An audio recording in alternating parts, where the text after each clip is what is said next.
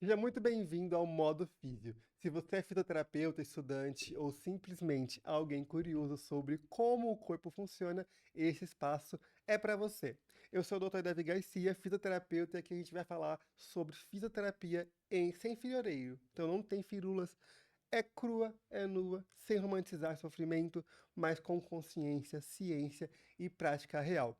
No episódio passado, a gente falou um pouquinho sobre o que é a fisioterapia e por que ela vai muito além do exercício, e hoje a gente vai voltar a esse tempo para entender o que é, da onde surgiu a fisioterapia.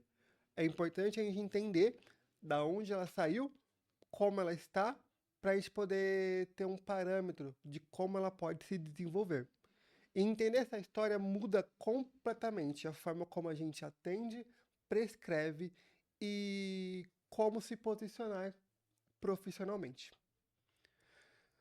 Bom, quando a gente fala de história da fisioterapia, é normal que a gente remete a uma coisa mais recente, já que a gente tem ali em 13 de outubro de 1969, se eu não me engano, ou é 63, posso confirmar daqui a pouquinho para vocês, é, a regulamentação da profissão de fisioterapia, como fisioterapeuta. Mas a gente precisa entender que a fisioterapia ela é um conjunto de técnicas, é um conjunto de ciência que foram se desenvolvendo conforme muito tempo. Povos antigos já utilizavam massagens, banhos termais, exercícios corporais e até mesmo alongamentos, porque já entendia-se que o movimento geraria cura e que o movimento transforma. E a gente precisa voltar um pouco no tempo, então, para a gente poder entender como esses cuidados do corpo. Não é necessariamente a fisioterapia como a gente conhece hoje, mas já utilizavam práticas que hoje são utilizadas também na fisioterapia para poder melhorar o corpo, para poder trazer alívio de dor, para trazer refúgio independente da disfunção. No Egito Antigo, por exemplo, a gente tem registro de papiros médicos que eles mostram técnicas manuais e exercícios. Por exemplo, usavam banhos termais, exercícios terapêuticos para poder já aliviar a dor. Mesmo sem saber o nome do músculo ou nervo ou articulação, eles já tinham um entendimento que o corpo ele precisava ser estimulado para poder ser melhor, para trazer a melhora. Na Grécia, a gente vê Hipócrates, que é considerado ali como o pai da medicina moderna, ele já dizia que o movimento é parte do tratamento. Ou seja, esse discurso que a gente faz hoje não é novo, ele só ganhou um método e ganhou uma forma.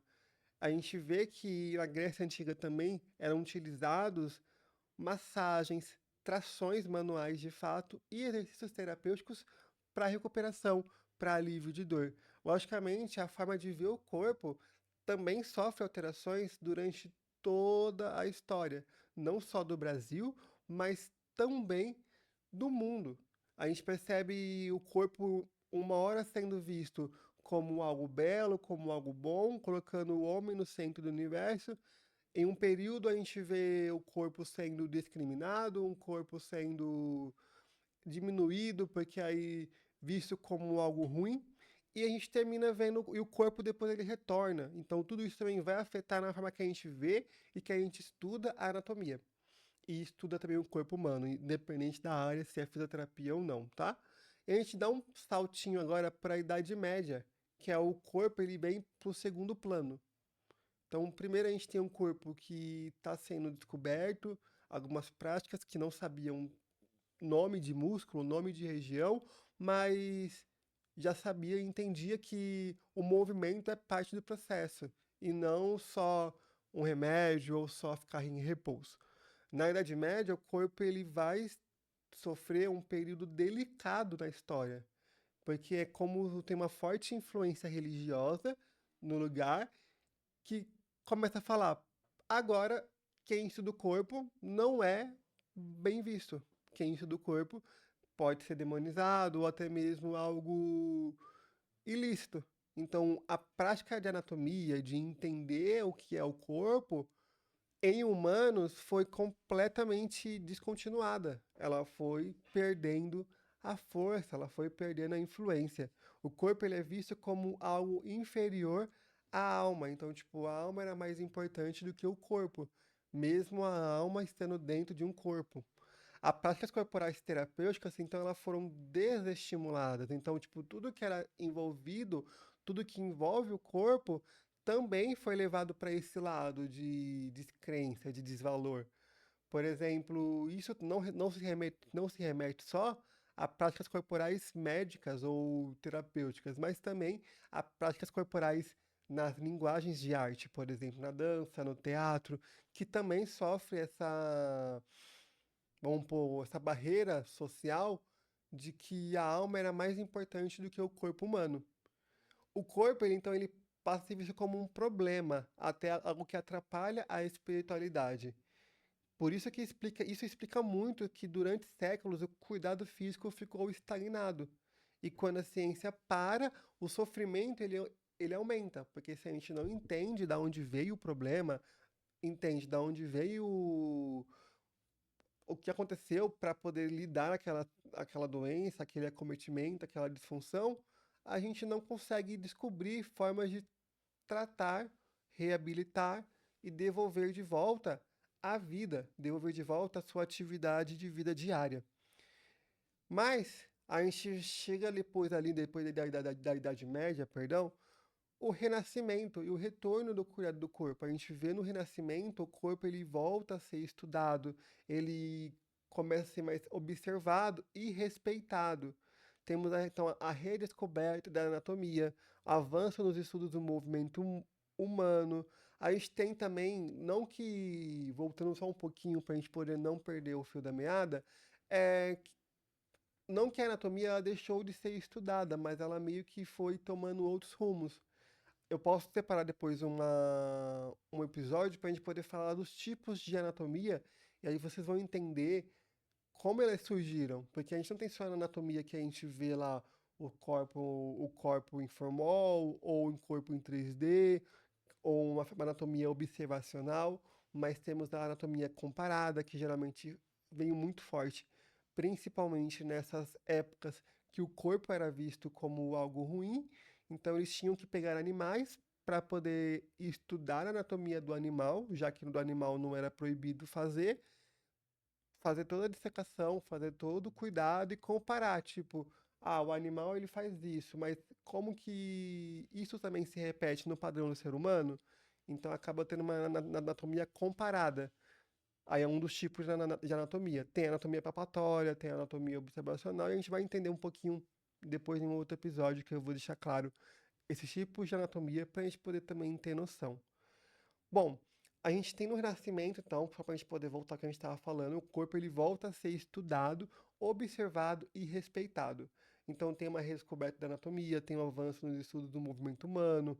Andreas Vesalius, por exemplo, que ele começa ali a desenvolver um pouquinho também da anatomia moderna, aqui a gente vê a transição do achismo para observação científica. Então, até esse ponto, muitas das coisas era, eu acho que funciona assim.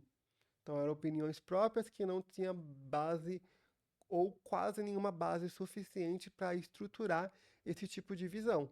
E isso é essencial que troque-se do achismo para a observação científica para que hoje a gente possa entender como o corpo funciona, como o ser humano age, como ele anda, como ele pensa, como ele faz. E isso é uma coisa que é um estudo contínuo, não só de agora. É um estudo que precisa ser feito de todos os dias e cada vez mais a anatomia, a forma de olhar o corpo está se mudando. Coisas que a gente achava que era de um jeito lá em 1950, hoje já é completamente diferente. Bom, a gente vem aqui então para os séculos XVIII, século XIX, que a gente vai entender, depois de tanto esse tempo falando de anatomia, a base ali da fisioterapia moderna. Como que de fato a fisioterapia ela veio se tornando forma e o porquê que foi necessário surgir a fisioterapia. É aqui que a fisioterapia ela começa a ganhar forma de profissão. Então, tinha essas técnicas isoladas no Egito, na Grécia. Tem uma curiosidade que é legal falar de como surgiu, por exemplo, a eletroestimulação. Tem uma história que fala que um homem da antiguidade, estava sofrendo com uma dor no calcanhar, e ele foi tomar banho no rio, porque era a prática daquela sociedade, e chegando no rio ele foi acidentalmente entrou em contato com um peixe elétrico. E ao momento dele tocar com o peixe elétrico, recebeu a descarga elétrica e ele teve alívio da dor. E foi dali que aí ele entendeu, começou a estudar, e toda vez que ele tinha algum tipo de dor, até mesmo dor de cabeça, dores no corpo, eles utilizavam a eletricidade que era gerada do peixe elétrico para fazer uma analgesia da dor. E aí dali tem essa teoria que surge a eletroterapia, que depois de muito tempo vai ser alterada a forma de condução, mas também isso a gente pode deixar para um outro episódio, para a gente poder falar especificamente de eletroestimulação, para a gente poder entender afinco como surgiu e como utilizar também, tá? A gente também tem na fisioterapia moderna um início ali com Henrik Ling, que é um sueco, ele vai criar ali uma ginástica terapêutica, ele vai utilizar exercícios que ele vai não só como preparo físico, mas também como ferramenta terapêutica para prevenir e recuperar as lesões que os ginastas estavam tendo devido ao uso, devido à sua profissão. A gente sabe que cada profissão tem os seus riscos pessoais, tem os seus riscos de utilizar, de se lesionar, tem a sua predisposição para alguns tipos de específicos de lesão, e ele começou a observar que isso nas ginásticas também estava tendo. Então ele desenvolve um sistema, ele desenvolve uma forma de lidar para que, além de preparar o atleta, o ginasta, para a sua prática profissional, ele também possa recuperar e até mesmo prevenir. A gente vem também nesse período do século XVIII, XIX, que a cinesioterapia ela surge com força, que é o exercício com um objetivo terapêutico. Então a gente vê a base de fato da fisioterapia sem ganhando forma, porque hoje uma das bases é a cinesioterapia, é a biomecânica, é a fisiologia, que vai entender o corpo como ele funciona, como ele está, e através de estudos, através de exercícios específicos, vai reabilitar, vai promover e vai educar. E a gente começa a perceber, depois que a cinesioterapia surge, uma organização de métodos. Então, começou a surgir protocolos, começou a surgir formas de tratar, formas de lidar com vários tipos de patologia, com vários tipos de disfunção. E, e é esse o embrião, se a gente pode fazer uma analogia com o bebê, surgiu daqui para que hoje a gente possa ter uma vasta gama de exercícios, vasta gama de possibilidades de utilizar o movimento como ferramenta terapêutica. Aí voltamos ali a Hipócrates lá, quando ele fala que o movimento faz parte do processo de reabilitação. Só que a gente precisa também lembrar de marcos importantes na história mundial. Um deles são as guerras mundiais, as duas. E infelizmente, porque não é algo bom de se falar, a guerra ela sempre vai acabar acelerando a ciência. A guerra em si não é boa, a circunstância em si é ruim, mas por meio delas a gente conseguiu acelerar muito a ciência, sabe? A Primeira e a Segunda Guerra Mundial surgiram, teve bastante soldados com amputações, com lesões neurológicas e também ortopédicas, e isso trouxe uma necessidade de devolver homens mutilados à sociedade, porque eles eram devolvidos à sociedade com aquilo que eles adquiriram durante a guerra. Então, muitos começaram a observar que estava amputado, mas tinha que voltar para o trabalho normal, estava mutilado, mas precisava voltar para a sociedade com muitas sequelas, com muitas disfunções, com muitos problemas. E a gente vê que isso foi necessário para fazer toda a classe, nesse até então médica, entender e a sociedade que precisava de alguma área, de algo ser feito para pegar essas pessoas de pós-guerra e devolvê-las para a sociedade o mais funcional possível, diminuindo qualquer tipo de disfunção ou sequela que a pessoa já teve ou adquiriu. E a gente vê que começa então o entendimento, o pensamento de surgir uma profissão ou uma área, até então era vista como uma área da medicina, de fisioterapia em si. Então começa a criar centros de reabilitação, começa a ter um reconhecimento social de tipo, é uma área que é importante e é uma área que vai ajudar a sociedade como um todo. Vale também ressaltar que esses médicos que começaram a pensar, a grande parte ortopedista, mas outros médicos também participaram desse processo de criação da profissão, começaram a pesquisar e estudaram métodos, estudaram formas e desenvolveram ali o que a gente começa em estudos e até mesmo cursos que na verdade era técnico em, em fisioterapia, onde só médicos eram possíveis fazer. Então, só o médico fazia, no caso, o curso técnico em fisioterapia para poder trabalhar com essa população. Também vale colocar como um outro marco que também foi importante para trazer a responsabilidade e a criação da fisioterapia, aquela crise da poliomielite, que trouxe várias sequelas, tanto neurológicas quanto físicas, para a população. E como é uma epidemia, né, no caso, aumentou muito os casos e aumentou a necessidade demais de devolver e de facilitar as pessoas a voltarem para sua vida o mais normal possível. E então a gente entende que a fisioterapia ela passa por várias moldes, desde ali a criação como profissão, a nível técnico. Era um curso, se eu não me engano, de duração de 1 a 2 anos de duração. E somente médicos faziam naquela época, até depois surgir a fisioterapia realmente como uma profissão de nível superior, que a gente vai chegar lá. Mas vamos fazer uma pausa, que agora chegou o momento da gente fazer o nosso quadro. O nosso quadro que é o Físio em 60 segundos. Agora é a hora do quadro de Físio em 60 segundos, uma ideia rápida, direta e prática. Você sabia que a fisioterapia não nasceu como profissão, mas como necessidade? Ela surgiu quando o corpo precisou ser devolvido à funcionalidade. E se hoje você prescreve exercício, recurso ou técnica, você faz parte dessa mesma lógica, devolver a autonomia.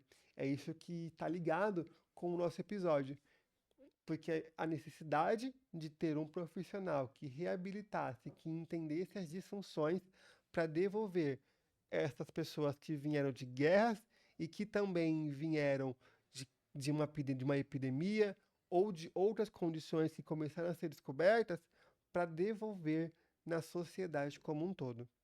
E a gente volta então para trazer um pouco de parâmetro de fisioterapia no Brasil. Como que no Brasil permitiu isso, já que a gente está falando da Grécia, estamos falando do Egito, estamos falando da França, estamos falando do mundo inteiro. No Brasil, a fisioterapia ela cresce inicialmente ligada à reabilitação, justamente pós-guerra, justamente por pós-lesões de trabalho devido à Revolução Industrial, devido à epidemia da poliomielite, devido à necessidade de reabilitar. Então, o foco principal da fisioterapia no Brasil surge exclusivamente como algo que vai, um profissional que vai ajudar na reabilitação de pacientes. Na década de 1950, então, a gente começa um início de organização profissional. Até então, surge ali, tipo, os primeiros cursos técnicos que eram ministrados e executados por médicos, geralmente ortopedistas, que estudavam de 1 a 2 anos. Então, a fisioterapia, ela surge como um curso a nível técnico, não como nível superior. Porém, com o tempo, de estudo, de visibilidade, de entendimento e também de lutas, a gente chega em 1969, exatamente 13 de outubro, como um reconhecimento oficial da profissão, a qual surge ali uma lei que regulamenta a fisioterapia e a terapia ocupacional como profissão de nível superior. Então, todo o povo que queria fazer fisioterapia ou que quisesse ser fisioterapeuta não poderia mais fazer um curso técnico, e sim um curso de nível superior. Esse curso, mas o que acontece com as pessoas que eram técnicos de fisioterapia, se a gente pode dizer assim, eles não são excluídos. Eles continuam trabalhando e atuando até o fim da sua jornada trabalhista. Eles tinham autorização para trabalhar, já que eles se formaram antes do nível superior ser instaurado. Só que a partir daquele momento, todo mundo que quisesse fazer fisioterapia para atuar só poderia atuar a nível superior. Então a gente muda o tempo de graduação, o tempo de estudo, que de 2 vai para 3 anos inicialmente, depois com o tempo acontecem várias reformas na educação, e hoje chega ao que a gente tem na faculdade contemporânea, que é de 4 a 5 anos, dependendo da instituição. Isso vai depender muito da quantidade de matérias por semestre. Geralmente, faculdades que têm 4 anos têm mais matérias no semestre, faculdades que têm 5 anos, as matérias são um pouco mais espaçadas. Então, vai depender muito de grade a grade, mas hoje a média é de 4 a 5 anos. Então, já tem bastante tempo aí de estudo, de preparação. E esse reconhecimento foi super importante para trazer autonomia para o profissional, que a gente falou já um pouquinho no primeiro episódio, de que o fisioterapeuta é um profissional de primeiro contato e que ele não vai ser visto apenas como reabilitador, mas também a gente faz muito mais do que isso. A gente vai muito além do que somente reabilitar uma disfunção, mas também a gente promove, a gente previne, a gente educa, a gente ensina, a gente consegue atuar em várias frentes da área da saúde usando a fisioterapia para reabilitar, para devolver, para ensinar e promover. Só que aí a gente entende que a fisioterapia ela foi abordando essas técnicas, foram entendendo o que caberia dentro dela, essas técnicas de eletroestimulação, técnicas de calor, técnicas de melhora de manobras respiratórias e surgimento de novas tecnologias. E a gente vai amadurecendo. E então surge as áreas da fisioterapia, que aí no caso não fica visado somente no sistema músculo-esquelético, como era muito visto, mas surge então a fisioterapia voltada para neurofuncional, que aí no caso vai focar ali para os distúrbios do sistema nervoso, seja ali periférico ou central. Tem o sistema, vai surgir a fisioterapia cardiorrespiratória, a pediatria e também o neonatal, a saúde da mulher, a terapia intensiva, o esporte, e vai surgindo com o tempo as demais 15 áreas que a gente falou um pouquinho delas no primeiro episódio. Então, se você não viu esse episódio, eu convido você a retornar no canal ou na plataforma que você está ouvindo ou assistindo esse podcast e assiste esse episódio do que é a fisioterapia e porque ela vai muito além do exercício, que você vai entender de fato o que é a fisioterapia de fato e entender essas áreas um pouco assim pinceladas, porque nos próximos episódios nas próximas sessões, aí eu vou trazer convidados que vão trazer uma noção de cada área, de algumas áreas específicas, para a gente poder ter uma noção do que a fisioterapia trabalha e como que ela vai atuar. Então a gente entende que a fisioterapia ela passou por toda essa transformação, não só é, da mente, né, tipo de pensar o corpo, mas também de enxergar, de fazer e de regulamentação. Então, temos ali hoje uma lei que autoriza o uso do termo fisioterapeuta, do termo doutor, do termo de ensino, para que a gente possa ter autonomia e expertise de diagnosticar cinético-funcionalmente um paciente. Quando eu falo de cinético funcional, estou falando de toda a disfunção que o corpo pode apresentar. Então, a gente não vai diagnosticar o paciente olhando o diagnóstico médico. A gente vai saber o médico vai dar o diagnóstico da doença, tipo, é um AVC, você tem uma pneumonia, você tem uma paralisia cerebral, você tem uma atrofia muscular espinhal. Isso é um nome de diagnóstico médico.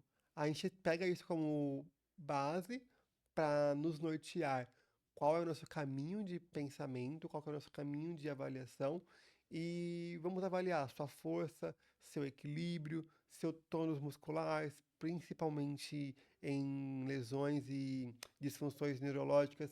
Vamos olhar sua sensibilidade, seus sistemas como um todo, a sua qualidade de vida, o que você faz, o que você deixa de fazer, o que você fazia e que parou de fazer por alguma limitação.